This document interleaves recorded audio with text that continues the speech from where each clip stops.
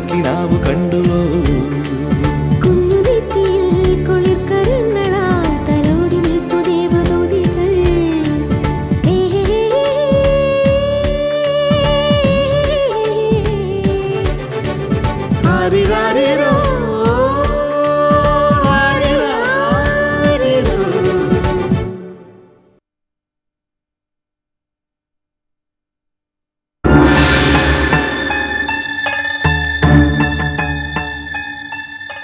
വെറും വാക്ക് പറഞ്ഞതല്ല. ശശിയുടെ ഭാര്യയായി ഇവളിനി ദേവമംഗലത്തുണ്ടാവും.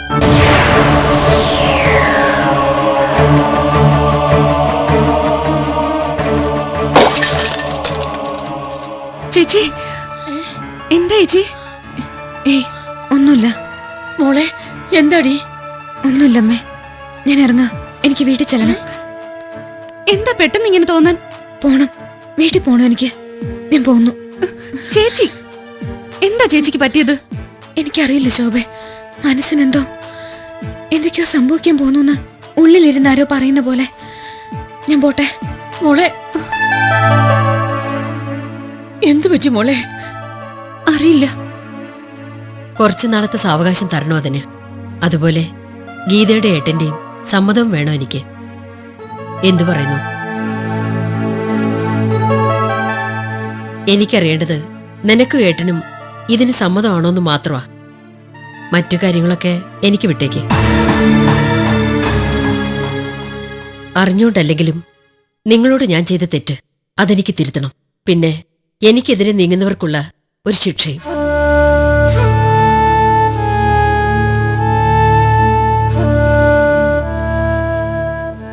എന്റെ കാലം കഴിഞ്ഞ പിന്നെ ദേവമംഗലത്തിന്റെ അവകാശി നീയായിരിക്കും. നീ മാത്രം.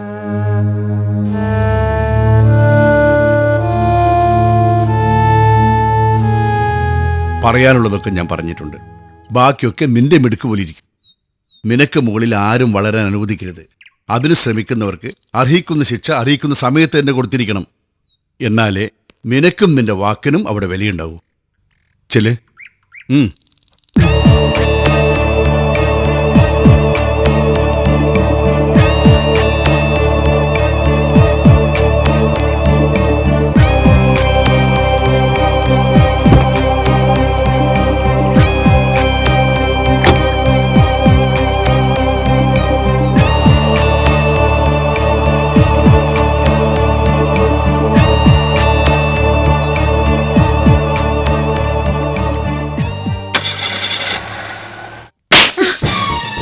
മനസ്സിലായോ നിനക്ക്?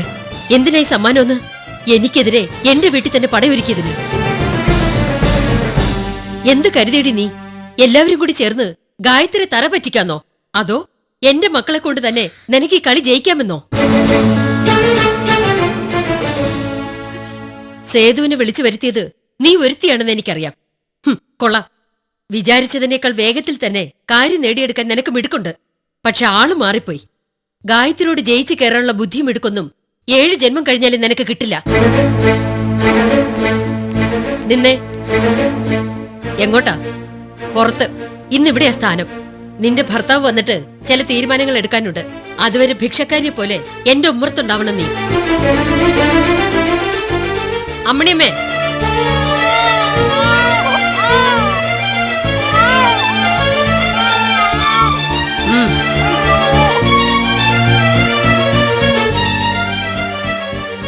ഇനി ഇതിനെ കാണാഞ്ഞിട്ട് നിന്റെ നെഞ്ചു പൊട്ടണ്ട. പിന്നെ ഇവിടെ ഇരുന്ന് എനിക്കെതിരെ കരുനീക്കാൻ പുതിയ വഴി ആലോചിക്കാം. സമയം ഒരുപാടുണ്ട്. അമ്മണിയമ്മേ,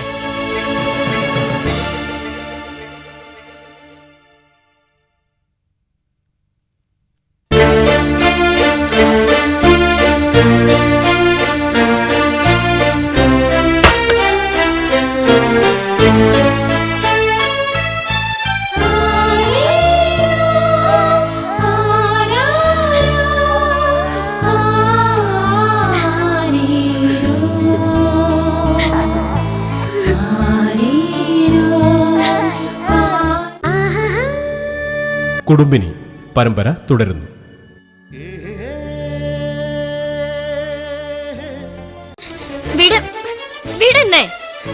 എന്തിനാ അവളെ തല്ലിന്ന് എനിക്ക് അറിയണം. പുറത്ത് നിർത്തുന്ന എന്ത് തെറ്റിനാ? ചോദിക്ക, തള്ളോട് എന്ന് ചോദിക്കട ഞാൻ. നീ ഒന്ന് അടങ്ങൂഷേ, ഒന്നിനും പോണ്ട. അനുഭവിച്ചൊന്നും പോരെ നിനക്ക്. പോരാത്ത നിങ്ങളുടെ അമ്മയ്ക്ക. എന്ത് ഭാവിച്ച ഇത്ര ഇല്ലാത്ത കുഞ്ഞിനെയും അവളും പുറത്താക്കിയത്? ഈ വീട്ടിൽ ആരുടെങ്കിലും കണ്ണീര് കണ്ടാലേ അവർക്ക് ഉറക്കം കിട്ടുള്ളൂന്നുണ്ടോ? ഒരു ദിവസം മുഴുവൻ എന്നെ പൂട്ടിയിട്ടു. ഇന്ന് ശ്യാമയും കുഞ്ഞിനെ പുറത്താക്കി. ഇനി ആരുടെ ഊഴാവും? എന്നെ രക്ഷിക്കാൻ ശ്രമിച്ചതിനാ അവർക്ക് ഈ ഗതി വന്നത്. അതേടി, അതുകൊണ്ട് തന്നെ എന്താ രക്ഷിക്കണോ നിനക്ക്? ചെന്ന് വിളിച്ച് അകത്ത് വെച്ച്. എന്റെ തീരുമാനങ്ങളെ ഇന്ന് വരെ ഈ വീട്ടിൽ നടന്നിട്ടുള്ളൂ. ഇനിയും അങ്ങനെ തന്നെ ആകണം. എതിർത്തൊരു നീക്കം ആരുടെ ഭാഗത്തുനിന്നുണ്ടായാലും അവർക്ക് സ്ഥാനം പടിക്ക് പുറത്ത്. എനിക്കെതിരെ ഇവിടെ ആദ്യമായി ശബ്ദമുയർത്തിയതും എന്നെ ചതിച്ചതും അവളാ. എന്നിട്ട് ഞാൻ കണ്ണടച്ചത് എന്റെ തെറ്റ്. അതൊരു സൗകര്യമാക്കി എല്ലാവരും അവളുടെ ഒപ്പം കൂടി. അവളത് ശരിക്കും അങ്ങ് മുതലെടുത്തു. അവള് മാത്രമല്ല, മറ്റു പലരും.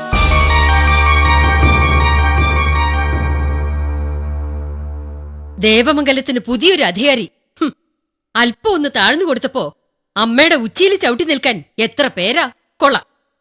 പക്ഷെ ആളും തരവും മാറിപ്പോയി എല്ലാവർക്കും. തന്ന ഔദാര്യങ്ങളൊക്കെ ഞാനിങ്ങ് തിരിച്ചെടുക്കുക. ശശി വന്നിട്ട് അവളുടെ കാര്യത്തിൽ ചില തീരുമാനങ്ങൾ എടുക്കാനുണ്ട്. എത്ര വൈകിയാലും അതുവരെ അവളുടെ സ്ഥാനം പുറത്തായിരിക്കും. ശ്യാമയുടെ കാര്യത്തിലായിക്കോളൂ. പക്ഷെ അമ്മു, അവൾ എന്ത് പഠിച്ചിട്ടാ? ശബ്ദിച്ചു പോകരുത്. മനസ്സലിവ് കാണിക്കാൻ ഞാനും ആ കുഞ്ഞു തമ്മിൽ എന്താണ് ബന്ധം? ധിക്കരിക്കാൻ തോന്നുന്നുണ്ടോ നിനക്ക്? എങ്കിലാവാം. പക്ഷേ അതിനു മുൻപ് രണ്ടാളും ഇതൊന്ന് വായിച്ചു നോക്കണം.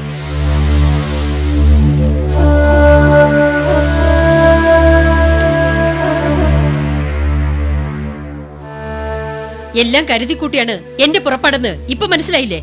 അമ്മ വെറുതെ എഴുതിയ ഭീഷണിക്കത്തല്ല ഇത്. ശരിക്കും തീരുമാനിച്ചു തന്നെയാ. എന്റെ മരണത്തിന് നിങ്ങൾ രണ്ടാളും ശ്യാമയുമാണ് പൂർണ്ണ ഉത്തരവാദികളെന്ന് ഇതിൽ വ്യക്തമായി എഴുതിയിട്ടുണ്ട്. അങ്ങനെ സംഭവിച്ചാൽ ഈ കത്തിന്റെ ശരി പകർപ്പ് എത്തേണ്ടവരുടെ കയ്യിൽ ഭദ്രമായി എത്തിക്കൊള്ളും. അവളെ രക്ഷിക്കാനോ അമ്മയെ വെല്ലുവിളിക്കാനോ ഈ മുറിയുടെ പുറത്തേക്ക് ഒരു ചുവട് വെച്ചാൽ രണ്ടാമതൊന്നും ആലോചിക്കില്ല ഞാൻ.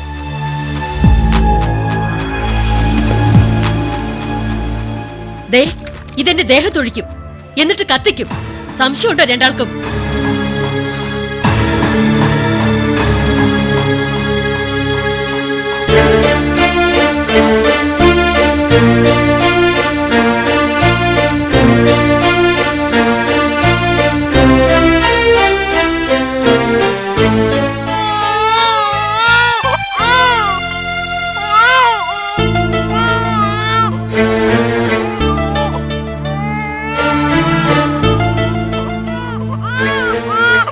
കരയില്ലേ മോളെ?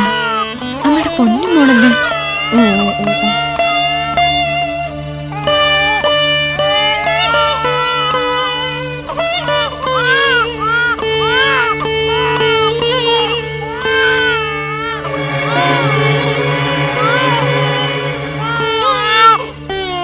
എന്താ മോളെ? വാവൂ വാവൂ വാവൂ.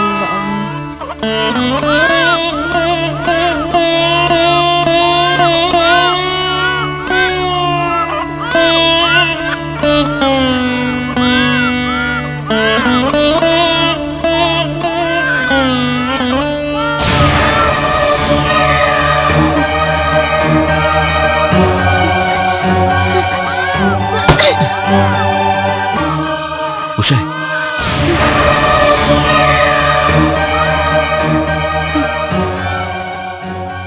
ഒന്നും അറിഞ്ഞിട്ടില്ല, നമ്മളൊന്നും കണ്ടിട്ടുമില്ല. അങ്ങനെ വിചാരിച്ച് സഹിക്കണം. നമ്മുടെ അമ്മു, അവളെങ്കിലും അരുത്, ഒന്നിനും ശ്രമിക്കരുത്. കഴിഞ്ഞൊന്നും ആവർത്തിക്കരുത് ഉഷേ. ഒരിക്കൽ കൂടി നിന്നെ എങ്ങനെ കാണണ്ട.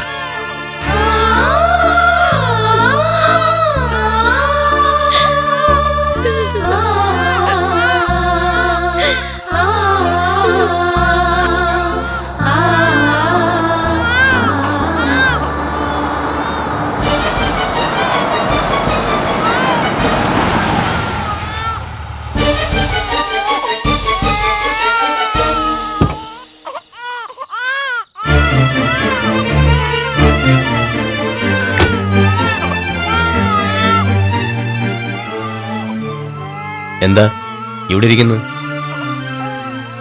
അമ്മയോട് ചെന്ന് ചോദിക്ക.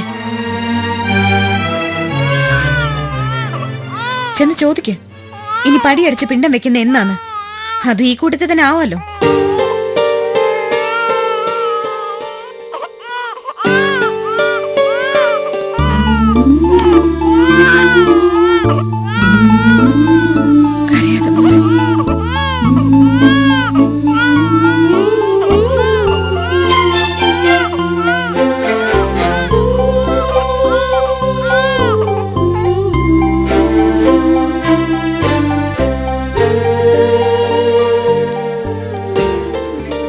എവിടെ പോയി കിടക്കരുന്നടാ? നേരത്തിനും കാലത്തിനും വീട്ടിൽ വന്നൂടെ? വന്നിട്ടെന്തിനാ? ഇതുപോലുള്ള കാഴ്ച കാണാനല്ലേ? എന്തൊക്കെയാ കാണിച്ചു കൂട്ടുന്നെന്ന് വല്ല നിശ്ചയമുണ്ടോ അമ്മയ്ക്ക്? നിന്റെ സംസാരത്തിന് എന്താ ഒരു കടുപ്പം? നല്ലതുപോലെ നിശ്ചയിച്ചിട്ട് തന്നെയാ ഞാൻ ഓരോന്ന് ചെയ്യുന്നത്. എതിർക്കാൻ നിനക്കും തോന്നുന്നുണ്ടോ? അവളെ ആ കുഞ്ഞിനെയും ഇങ്ങനെ പുറത്തു നിർത്താൻ മാത്രം പെട്ടെന്ന് ഇപ്പൊ ഇവിടെ എന്താ ഉണ്ടായത്? അത്ര പെട്ടെന്നെടുത്ത തീരുമാനമല്ല ഇത്. വളരെ ആലോചിച്ചിട്ട് തന്നെയാ അമ്മ അത് ചെയ്തത്. ഈ വീട്ടിൽ എന്നു മുതലാ എന്റെ തീരുമാനങ്ങൾക്ക് ഒരു വിലയില്ലാതെ വന്നത്? അതിനെപ്പറ്റി നീ ചിന്തിച്ചിട്ടുണ്ടോ? എന്നാ എനിക്കറിയാം. അവൾ ഒറ്റ ഒരുത്തിയാ എല്ലാത്തിനും കാരണം. സ്വന്തം ഗർഭപാത്രത്തെ പോലും വഞ്ചിക്കാൻ കൂട്ടുനിന്നവളാ നിന്റെ ഭാര്യ. അതിനെ എതിർത്ത് അന്നു മുതൽ തുടങ്ങി അവൾക്ക് എന്നോടുള്ള പക. എല്ലാവരെയും കൂട്ടുപിടിച്ച് എനിക്കെതിരെ യുദ്ധത്തിനൊരുങ്ങുന്നു. കുറെ നാളായി ഇതെല്ലാം കണ്ടും കേട്ടും ഞാൻ സഹിച്ചിരിക്കാൻ തുടങ്ങിയിട്ട്. ഇനി വയ്യ. നീ വന്നിട്ട് ഒരു തീരുമാനം എടുക്കാന്ന് കരുതി. അതിനുവേണ്ടി അവരെങ്ങനെ പുറത്തു നിർത്തണമായിരുന്നോ? ആ കുഞ്ഞിനെങ്കിലും അമ്മയ്ക്കൊന്ന് ഒഴിവാക്കായിരുന്നു. ഓ, അപ്പൊ നിനക്കും അതിനോട് സിമ്പതി തോന്നി തുടങ്ങി. സിമ്പതി തോന്നിയിട്ടൊന്നുമല്ല. ഈ രാത്രിയിൽ നമ്മളോട് പിണങ്ങി അവൾ ആ കുഞ്ഞിനെ കൊണ്ട് ഇവിടം വിട്ട് ഇറങ്ങിപ്പോയാ ഉണ്ടാവുന്ന കുഴപ്പങ്ങളെപ്പറ്റി അമ്മ ചിന്തിച്ചിട്ടുണ്ടോ? എന്തെങ്കിലും സംഭവിച്ചു പോയാ ആൾക്കാർ നമ്മളെല്ലാം കുറ്റം പറയൂ. ഞാൻ പറഞ്ഞത് അമ്മ സമാധാനത്തോടൊന്ന് ആലോചിച്ച് നോക്ക്. നമ്മളായിട്ട് എന്തിനാ വെറുതെ ചീത്തപ്പേര് കേൾപ്പിക്കുന്നത്? എല്ലാം പുറത്തിറങ്ങാനുള്ള നാണക്കേട് നമ്മളെ തന്നെയാവും കൂടുതൽ ബാധിക്കുന്നത്. എന്നുവെച്ച് അവളുടെ ഈ തോന്നിയാസങ്ങളൊക്കെ മിണ്ടാപ്പാവയെപ്പോലെ ഞാൻ സഹിക്കണമെന്നാണോ? ഒരു കാര്യം ഞാൻ പറഞ്ഞേക്കാം. ഇനി ഈ വീട്ടിൽ എനിക്കെതിരെ ആരും ഒരു ചെറുവിരൽ പോലും അനക്കാൻ പാടില്ല.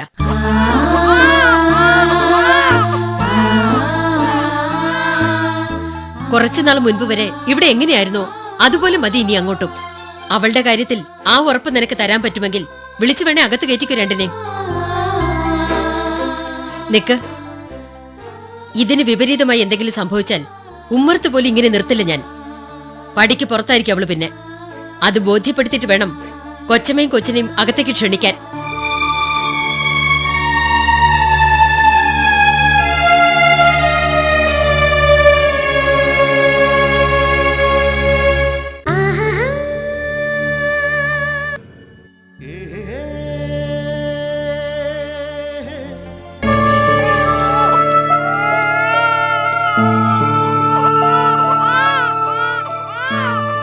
അകത്തേക്ക് പോയിക്കോ.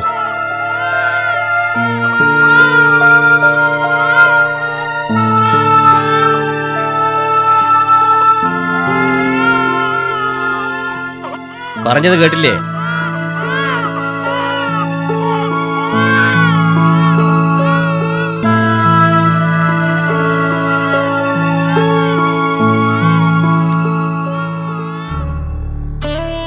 മോളെ, ഇതൊക്കെ കണ്ടും കേട്ടും നിൽക്കാന്നല്ലാതെ എനിക്ക് എന്താ ചെയ്യാൻ കഴിയാ? ഈ കുഞ്ഞിനോട് പോലും ഇങ്ങനെ കണ്ണിച്ചോരയില്ലാതെ പെരുമാറാൻ മനസ്സനുവദിക്കുന്നില്ലോ ഈശ്വര. സാരമില്ല എടുത്തേ. എത്രത്തോളം പോവെന്ന് ഞാനും ഒന്ന് നോക്കട്ടെ. ദാ മോളെന്ന് മേലെഴിക്ക്. പുറത്തെ മണ്ണും പൊടിയും അപ്പടി ദേഹത്തുണ്ട്. വേണ്ട മോളെ, കരയാതെ.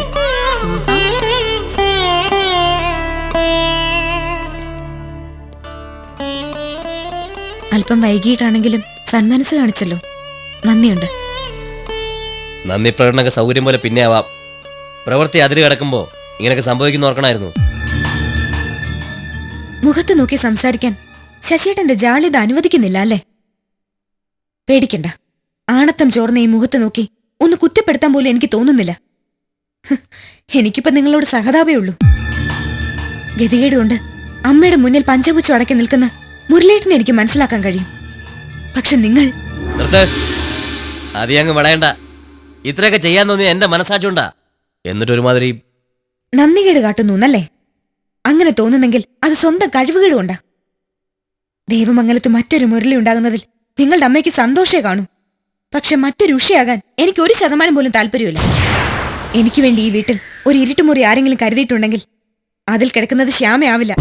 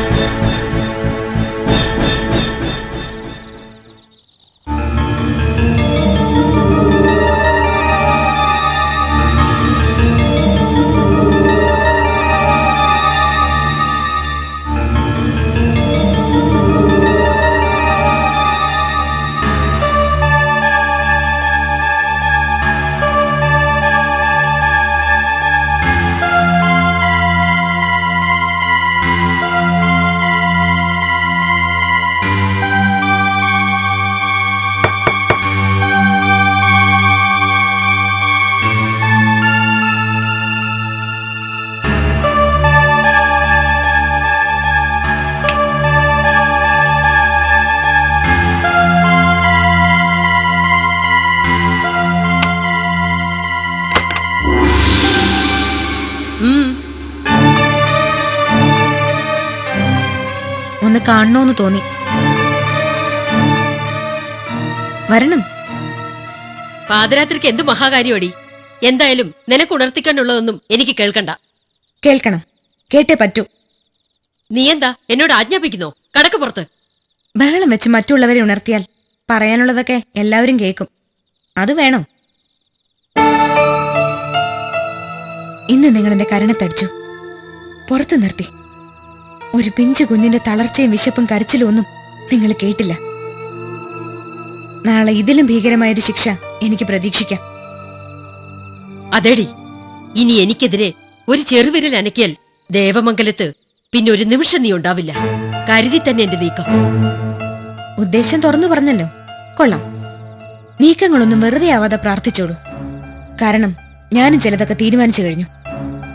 നേട്ടങ്ങളൊന്നും കിട്ടാനില്ലാത്ത ഈ മത്സരത്തിൽ എനിക്കൊരൊറ്റ ലക്ഷ്യമേ ഉള്ളൂ, ദേവമംഗലത്ത് ഗായത്രി ദേവി. എന്റെ ജീവൻ പകരം വെക്കേണ്ടി വന്നാലും നിങ്ങളുടെ നാശം കണ്ടേ ഞാൻ ഇനി പിന്നോട്ടുള്ളൂ. ഹും, ഭീഷണിപ്പെടുത്തി നിലയ്ക്ക് നിർത്താൻ നോക്കുക നീ. നിന്നെപ്പോലൊരു നരുന്ത് പെണ്ണ് വന്ന് ഉമ്മാക്കി കാണിക്കുമ്പോ ഞാനങ്ങ് തകർന്നു പോകുന്നു കരുതിയോ? തലകുത്തി നിന്നാ എന്നെ ഒരു ചുക്കും ചെയ്യാൻ പറ്റില്ല. കഴിയുമെങ്കിൽ ഒന്ന് ശ്രമിച്ചു നോക്കടി. അതിന് തന്നെയാ വന്നത്. ഒരിക്കൽ നിങ്ങൾക്ക് ഞാൻ വാക്ക് തന്നിരുന്നു, നിങ്ങൾ ചെയ്ത ക്രിമിനൽ കുറ്റങ്ങളൊന്നും മറ്റാരും അറിയാതെ നോക്കാന്ന്. ആ വാക്കൊന്ന് തെറ്റിക്കുക ഞാൻ. ഇനിയുള്ള ദിവസങ്ങൾ എനിക്കുള്ളതാക്കാൻ ചെറിയൊരു സത്യലംഘനം. വിരോധമില്ലല്ലോ? സുഖമായിട്ട് ഉറങ്ങിക്കോളൂ. കാരണം ഈശ്വരൻ എന്റെ ഒപ്പം ഉണ്ടെങ്കിൽ ഈ വീട്ടിൽ നിങ്ങൾക്കിനി അധിക ദിവസം ഉണ്ടാവില്ല. കിടന്നോളൂ.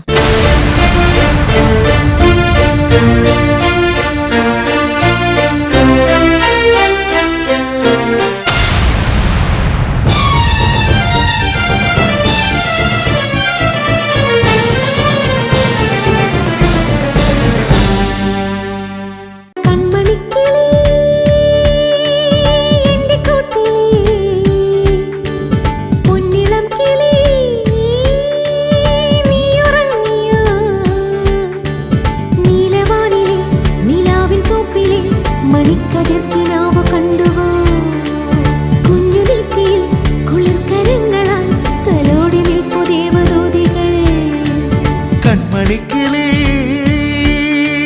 പൊന്നിളം കിളി രാരി രാരി